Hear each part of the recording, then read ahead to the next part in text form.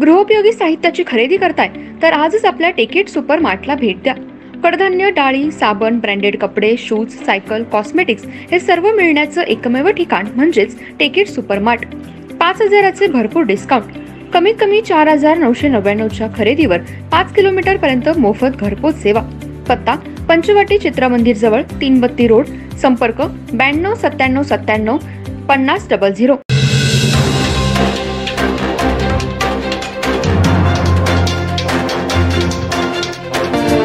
नमस्कार, मी तेजस्विनी मगदूम। एम मराठीमध्ये आपल्या सर्वांचं स्वागत आहे। पाहूया ठळक घडामोडी। 279 इचलकरंजी विधानसभा मतदारसंघात बुधवारी मध्यंतरीचा काळ वगळता अत्यंत चुरशीने मतदान झालं। किरकोळ शाब्दिक वाद, मशीनमध्ये तांत्रिक बिघाड वगळता संपूर्ण मतदारसंघात शांततेत मतदान प्रक्रिया पार पडली। सकाळच्या सत्रात मोठ्या उत्साहाने मतदान करण्यात आलं, त्यानंतर मात्र मतदान प्रक्रियेला संथ गती असल्याचं दिसून आलं। तर दुपारी 4 नंतर काही मतदान केंद्रांवर मतदारांच्या रांगांच्या रांगा लागल्याने प्रशासनाची धावपळ उडाली। त्या ठिकाणी अतिरिक्त पोलीस कुमक मागवावी लागली। मतदारसंघात एकूण 68.95% मतदान झालं। दरम्यान महायुती आणि महाविकास आघाडी यांच्याकडून विजयाचा दावा केला जातोय, मात्र जनतेने कोणाला कौल दिलाय हे शनिवारी समजणार आहे। गेल्या महिन्याभरापासून इचलकरंजी विधानसभा मतदारसंघात निवडणुकीची रणधुमाळी माजली होती। महायुतीच्या वतीने राहुल आवाडे, महाविकास आघाडीच्या वतीने मदन कारंडे आणि अपक्ष विठ्ठल चोपडे यांच्यासह एकूण 13 उमेदवार मैदानात उतरले आहेत। त्यापैकी राहुल आवाडे आणि मदन कारंडे यांच्यातच अत्यंत निकराची लढत झाली। अपक्ष विठ्ठल चोपडे यांनी निवडणुकीत अखेरच्या क्षणापर्यंत आपलं अस्तित्व कायम ठेवलं होतं। ते कितपत मजल मारतात ते महत्त्वाचं ठरणार आहे। इचलकरंजी विधानसभा मतदारसंघात इचलकरंजी शहरासह कबनूर, कोरोची, तारदाळ, कोतवाडी व चंदूर या गावांचा समावेश होतो। एकूण 3,12,664 मतदारांची नोंद झाली असून त्यामध्ये 1,51,721 पुरुष तर 1,53,881 महिला मतदार आहेत। तृतीयपंथी मतदारांची संख्या 62 इतकी आहे। एकूण मतदान केंद्रांपैकी 243 केंद्रे ही वेबकास्टिंग मतदान केंद्रे होती। तर मतदानाची टक्केवारी वाढावी या दृष्टीने मतदारांना आकर्षित करण्यासाठी विविध 14 मतदान केंद्रावर वेगवेगळ्या संकल्पना राबवण्यात आल्या होत्या। सकाळी 7 वाजल्यापासून 266 मतदान केंद्रांवर मतदान प्रक्रिया सुरू करण्यात आली। सकाळच्या सत्रात मॉर्निंग वॉकसाठी निघालेल्या अनेकांनी पहिल्याच सत्रात मतदानाचा हक्क बजावला। संपूर्ण मतदारसंघात प्रशासनाने सुसज्ज यंत्रणा कार्यान्वित केल्याने मतदान प्रक्रियेत कोणताही प्रकारचा अडथळा दिसून आला नाही।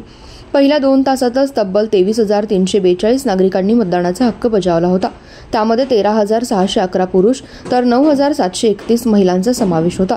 2 तासाच्या कालावधीत ही आकडेवारी 61,812 म्हणजे 19.77% होती।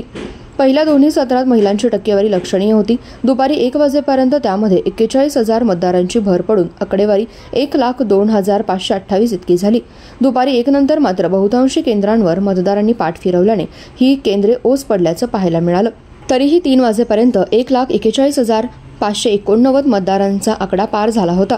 3 वाजल्यानंतर शहरातील अनेक केंद्रांवर उपस्थित राजकीय कार्यकर्त्यांना मतदान आणण्यासाठी चांगलीच कसरत करावी लागत होती।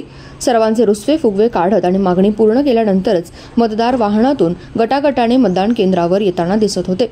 शहरातील दाट लोकवस्तीचा परिसर असलेल्या बहुतांश केंद्रांवर दुपारी 4 वाजेपर्यंत मतदारच नसल्याचं चित्र होतं। मात्र 4 नंतर हीच मतदान केंद्रे नागरिकांच्या रांगा लागल्याने गर्दीने फुलून गेली होती।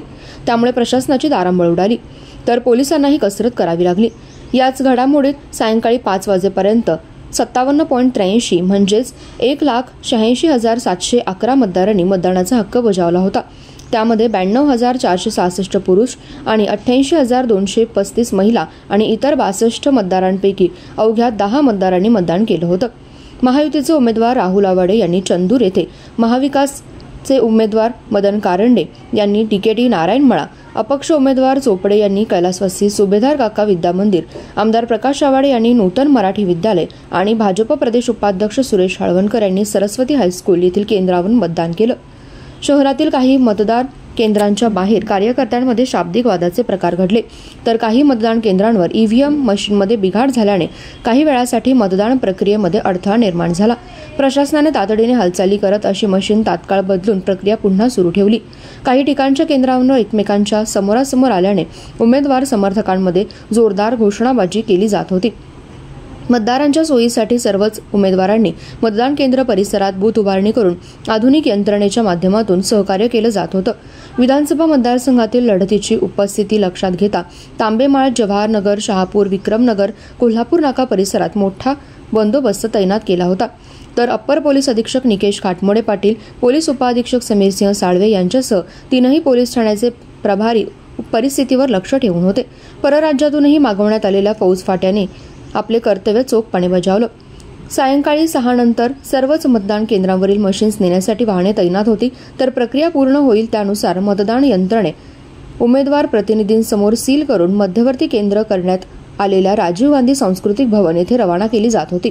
त्या ठिकाणी प्रांताधिकारी तथा निवडणूक निर्णय अधिकारी सौ मौसमी चौगुले यांच्या मार्गदर्शनाखाली ही यंत्रे स्वीकारून ती स्ट्रॉंग रूममध्ये ठेवली जात होती. शनिवार 23 रोजी मतमोजणी प्रक्रिया होणार असून त्यानंतर जनतेचा कौल कोणाला मिळून लोकप्रतिनिधित्वाची धुरा कोण सांभाळणार याचा फैसला होणार आहे.